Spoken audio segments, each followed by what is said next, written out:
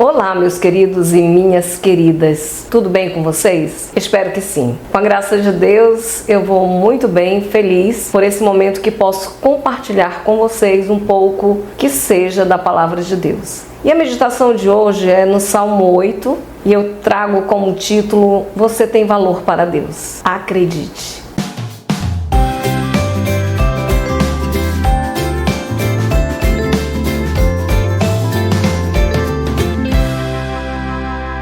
Eu sou Marijane Fernandes e eu estou aqui nesse trabalho, um trabalho que me dá muito prazer. É um momento em que eu penso na palavra de Deus e eu aplico a minha vida e quero compartilhar com você. Antes de nós passarmos um momento aqui falando sobre Deus e de Deus, vamos orar. Querido Deus, muito obrigado por esse momento. Seja com cada pessoa que me ouve, que Teu Espírito Santo atue na vida de cada um.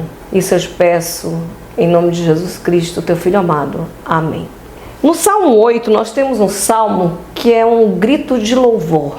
Davi escreveu esse salmo e, como todos os salmos de Davi, eu sempre penso muito na vida que ele levou. Davi era um homem de guerra, acostumado com problemas, e olha que problemas. Imagina só você no meio de uma guerra literal mesmo, que o dia a dia também é uma guerra, mas eu fico imaginando as armas, as mortes, as tragédias, as estratégias, tudo que se tem que fazer para vencer uma guerra. Se não vencer, é óbvio, né? Vai morrer. E Davi aqui, ele olha para os céus e ele engrandece o nome de Deus. Ele vê a grandeza de Deus. E justamente diante dessa grandeza de Deus, nós podemos perceber o tamanho do nosso valor. O mundo hoje vive um caos. É um tempo de muitas mortes. Eu não sei se você já percebeu o quanto as pessoas estão morrendo. Você pode até me dizer: professora, o mundo está maior. A população se multiplicou, teve aí todo esse problema com a Covid-19. É claro que teve muita morte, mas não só em relação a isso. Eu sei que nós passamos e ainda estamos passando por todo esse problema da Covid, essa mortandade, mas fora isso, muita gente tem morrido. Se você observar, o tempo que nós vivemos é um tempo das crises existenciais. As pessoas estão cada vez mais depressivas, cada vez mais sentem solidão, mesmo que tenha um horror de gente ao seu redor. As pessoas estão cada vez mais insatisfeitas. Eu fiz essa faculdade, mas não era essa faculdade que eu queria fazer, agora eu vou fazer outra.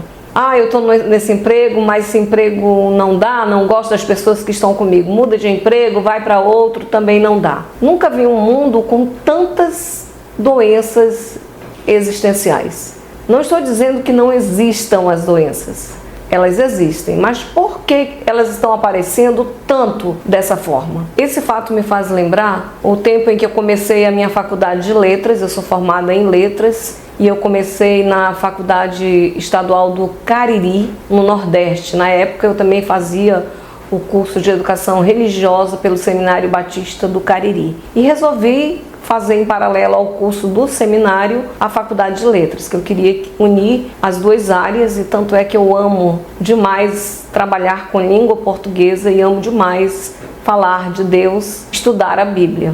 Fiz duas coisas que até hoje me deram muitas alegrias, muito prazer. Estou satisfeita. Não estou insatisfeita com a minha profissão. Mas voltando a isso, quando eu comecei a faculdade, naquela empolgação, como eu já tinha ido para a faculdade com a idade já maior, tinha 24 anos, eu sou de Manacapuru, no interior do Amazonas, e na época não havia muitas oportunidades para estudarmos, era difícil. Então, para mim, entrar numa faculdade era uma glória, e havia sempre, como hoje ainda há, aquela coisa das pessoas dizerem: letras é para pessoa que não consegue nada na vida, é muito fácil, melhor é medicina, melhor é direito, sempre teve isso. Mas eu estava tão feliz naquela faculdade, eu era universitária, estava tendo uma chance que até então, como menina de interior mesmo, bem provinciana, não tinha tido a chance. Estava muito feliz, apesar de outros problemas que eu sofria, dificuldades financeiras, a própria dificuldade de estar longe de casa, tudo isso me dava assim uma certa tristeza, né? A gente sente tristeza, não tem como. Mas eu lembro que eu via um rapaz, e ele era um rapaz assim bem ativo na universidade, ele já estava lá lá pelo 7º período, eu estava iniciando, não sabia nem o que era ser universitária. Como eu falei, como dizem as pessoas daqui, bem caboquinha mesmo, né? Bem caboquinha. O pessoal fala caboquinha, né? Nem cabocla. Caboquinha. Então, eu não sabia muita coisa, era inexperiente, né? Naquela vida toda. E enquanto eu estava cheia de dificuldades financeiras e tudo mais, mas estava muito feliz. O que me chamava a atenção é que o rapaz era tão bonito, não porque ele era bonito, não estava paquerando, até mesmo porque o rapaz ele era comprometido lá. A gente sabia porque ele era representante, as pessoas falavam, né? Não que eu fosse atrás, não fui atrás. Mas o que mais me chamava a atenção, e vocês acreditem em mim, é que ele vivia solitário. Apesar de ser representante de um monte de coisa que tinha por lá, que eu nunca me meti nisso, também nunca aprendi. E as pessoas estarem assim sempre ao lado dele, ele sempre procurava se isolar. E isso me chamava mais atenção do que a beleza dele. E eu tinha vontade de conversar, de chegar e dizer: por que você está tão triste? O que se passa na tua alma? O que está acontecendo com você? Eu tinha vontade de dizer isso, porque eu percebia que ao mesmo tempo que ele vivia cercado de gente, parecia ter tantos amigos, ele estava tão só. O semestre passou, vim aqui para casa no Amazonas, passar as férias. Quando eu voltei, né, eu também voltei muito triste, foi na época em que a minha irmã, ela faleceu, e eu voltei muito triste. Eu soube que aquele rapaz tinha cometido suicídio. Ele tirou a própria vida. E aí eu fiquei imaginando que leva uma pessoa a chegar a um ato desse, de desespero. Talvez muitos tivessem notado como eu notei a tristeza e não fizeram nada. Aquilo me doeu tanto. Por que eu não cheguei mais perto? Por que eu não perguntei? Por que eu não tive coragem de fazer alguma coisa, de falar alguma coisa? E aquilo me atormentava muito. De falar sobre Deus para ele. E eu não falei. Um dia eu vou realmente responder por isso, porque era meu dever falar sobre Deus. Dizer para ele que ele tinha valor para Deus, mas ele precisava se valorizar, não se autovalorizar. As pessoas confundem. Muitas pessoas são tão arrogantes: eu sou isso, eu sou aquilo, eu tenho isso, eu tenho aquilo, eu sou dona de mim. Eu não sou dona de mim. Quem é dona de mim é o meu Deus, é o meu Senhor. Ter confiança é uma coisa, autoconfiante, cuidado com a soberba, cuidado com a arrogância, porque a minha confiança está no Senhor. Então, diante dessa confiança, eu acredito no meu valor. O mundo pode me ignorar, mas Deus jamais vai me ignorar. Como é que eu sei disso? Porque a Bíblia, a palavra de Deus, ela me fala sobre isso, né? Então eu estou aqui com a minha Bíblia sempre pertinho de mim. E justamente no Salmo 8, um salmo que eu gosto muito, eu vou verificar esse valor que nós temos diante de Deus. No verso 4 diz o seguinte: que é o homem mortal para que te lembres dele, e o filho do homem para que o visites? Nossa! Aí você vai dizer: mas não é o contrário? Se na Bíblia está dizendo que é o homem mortal para que lembres dele, será que esse Deus não é tão superior e essa pessoa não é nada? Para entendermos isso, nós temos que compreender a grandeza de Deus. Você consegue entender a grandeza de Deus? O Deus que formou o universo, não digo nem a Terra, porque a Terra é uma poeirinha no universo, formou todos os astros, que formou tudo que você possa imaginar. Só de pensar na grandeza de Deus, de pensar, olhar as estrelas tão distantes, e elas não caem do firmamento, estão seguras. Deus sabe o nome de cada uma, Deus sabe tudo. Esse Deus que as nações são para ele como um pingo que cai em um balde d'água. Não sei nem quantas nações existem na Terra. Eu não sei, a geografia não é o meu forte, não é? Pois é, então Deus, ele é tão grande. E o que é o homem diante de tudo isso? É como um pó de areia diante desse universo, diante de toda essa grandeza. Mas aí vem a parte que diz o seguinte: o que é o homem mortal para que te lembres dele diante de tudo isso, tão pequeno, diante de tanta grandeza, mas Deus lembra de mim, Deus lembra de você. Você tem valor. E diz mais: e o filho do homem para que o visites, ele não só lembra, ele visita. Sabe o que é uma visita? Alguém que vai na tua casa, ela sabe que você existe, ela lembra que você existe, ela foi te visitar. Não é isso? Como é bom quando alguém lembra da gente. E aqui eu posso dizer que essa pequenez não é desprezo. Porque quando nós olhamos a ideia de desprezo, nós olhamos com uma visão que esse mundo dá. essa visão que vale mais quem tem poder, essa visão que vale mais quem tem dinheiro, essa visão que vale mais quem é mais bonito. Não é assim que Deus nos vê. No verso 1, Davi disse o seguinte: ó Senhor, olha aí o vocativo. Um vocativo é um chamamento. Ó Senhor, Senhor nosso, quão admirável é o teu nome em toda a terra, pois puseste a tua glória sobre os céus. É incrível, né? Imagina, Davi, um homem de guerra, acostumado a andar pelos desertos, pelos montes. Ele gostava dos rochedos, que as rochas eram o local seguro. De repente ele para, ele olha para o céu, ele vê todas as estrelas, ele vê toda a grandeza de Deus, a majestade de Deus, o poder. Como é que ele vê? Contemplando os céus. Basta você olhar para os céus. Você consegue contar as estrelas? Sabe o nome de cada uma delas? Consegue imaginar a distância de cada uma delas? Você consegue imaginar indo lá na Lua? O homem já foi à Lua, agora querem ir a Marte. Não sei porquê, né? Nem resolveram os problemas aqui da Terra, já querem ir a Marte. Olha quantos anos passam tentando isso. E tem gente aí que está apostando mesmo e quer ir. Eu não quero, eu quero a Nova Jerusalém que Deus me prometeu. Essa cidade eu já estou esperando há muito tempo. Pois é, e Davi olha e diz: essa grandeza de Deus, como admirável é o teu nome em toda a terra. Ele fica assim, paralisado, extasiado. Esse é o homem que serve a Deus. Esse é o homem que louva a Deus. Esse é o homem que, mesmo tendo depressão, que nós podemos ter depressão, podemos passar por um momento de profunda tristeza, mas esse é o homem que ele vai glorificar a Deus, porque o olhar dele está na direção correta. Se nós olharmos ao que está ao nosso derredor, olharmos para nós mesmos, para a nossa força, para o que nós somos, nós vamos sucumbir, nós vamos cair. É olhar para Deus. É isso que vai levantar o homem da enfermidade, das crises existenciais, da solidão, do medo, da angústia, da tristeza. Aí você vai me dizer: ah, mas eu ouvi a senhora falando em uma outra mensagem que teve medo.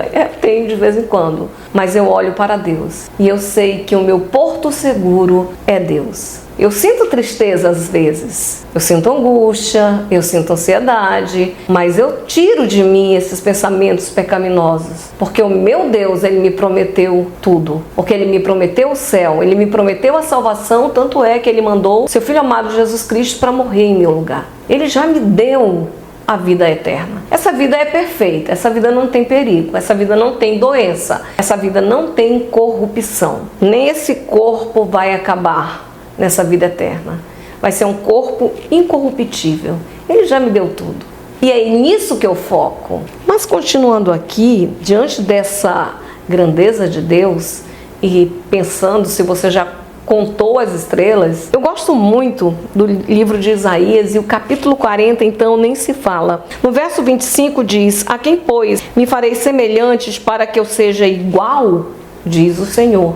Deus, o meu Deus, o Deus grandioso que fez os céus e a terra, Ele não é comparado a nenhum outro. Ele é o único Deus.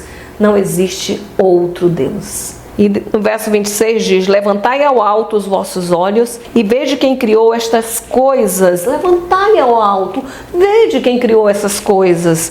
Foi aquele que faz sair o exército delas segundo o seu número. Ele as chama todas pelos seus nomes, por causa da grandeza das suas forças e porquanto é forte em poder, nenhuma delas faltará. Nossa, gente, eu fico aqui toda arrepiada.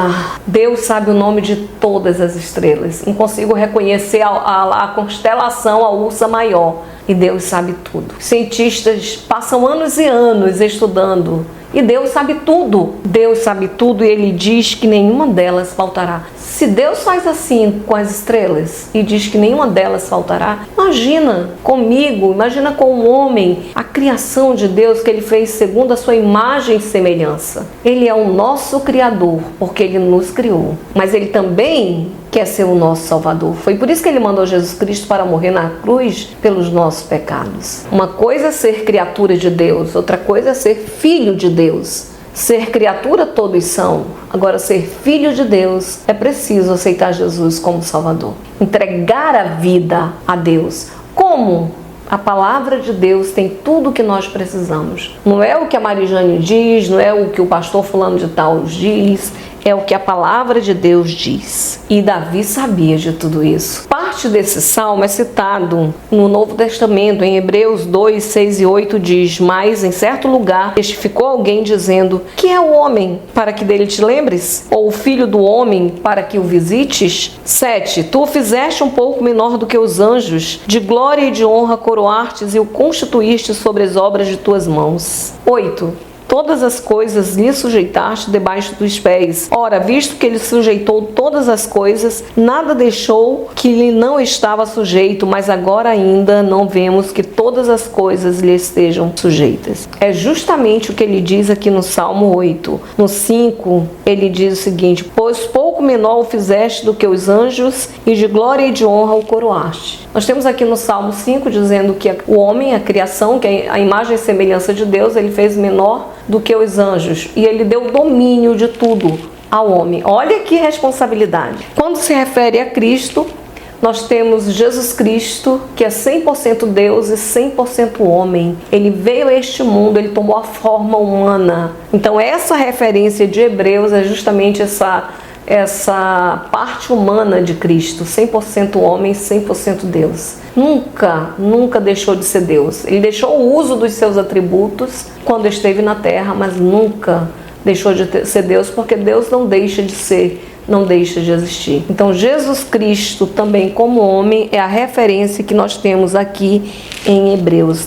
Em Salmo mostra mesmo para nós a responsabilidade que Deus nos deu. Porque no verso 6 ele diz: faz com que ele tenha domínio sobre as obras das tuas mãos. Tudo puseste debaixo dos seus pés, todas as ovelhas e bois, assim como os animais do campo, as aves dos céus e os peixes do mar, e tudo o que passa pelas veredas dos mares. Tudo que há na terra, Deus deu domínio ao homem.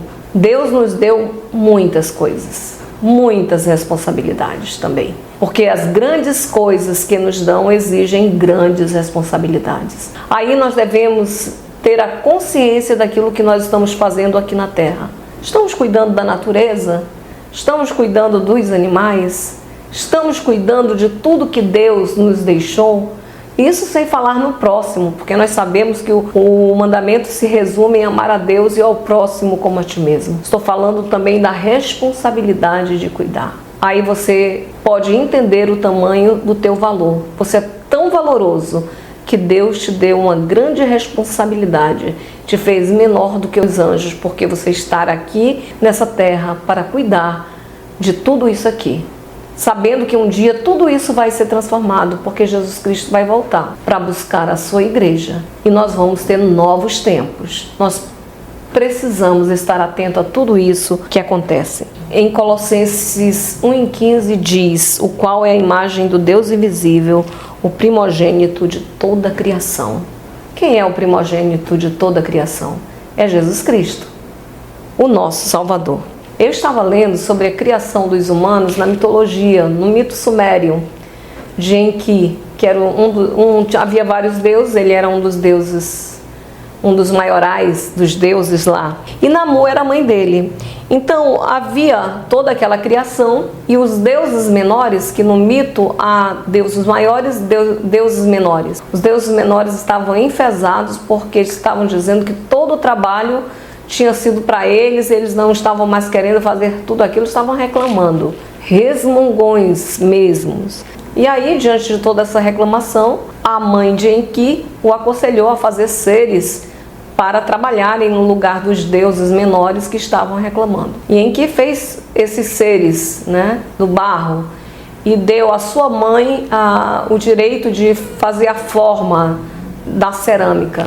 E a mãe de Enki começou a se vangloriar, que ela podia fazer todo tipo de seres ali para trabalhar. E Enki diz que isso poderia trazer muitos problemas. E realmente trouxe. Toda aquela geração de seres que ela fez foram seres com deficiência. Cegos, aleijados, tudo que você pudesse imaginar.